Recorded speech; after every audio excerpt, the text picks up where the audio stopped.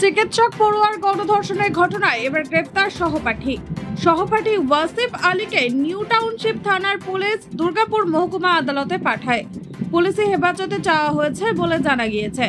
10 দিনের পুলিশি হেফাজত চেয়ে দুর্গাপুর মহকুমা আদালতে পেশ করা হয়।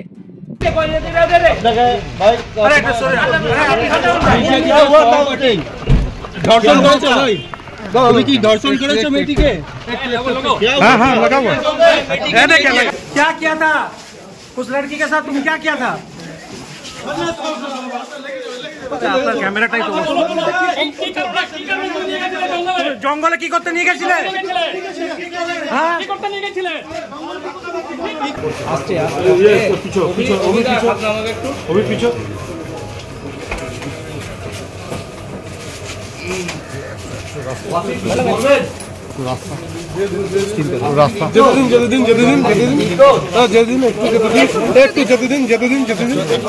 আপনি কেন ছেড়ে দিয়ে চলে এলেন? আপনার সহপাঠীকে কেন ছেড়ে দিয়ে এলেন? গেটটা লাগাতে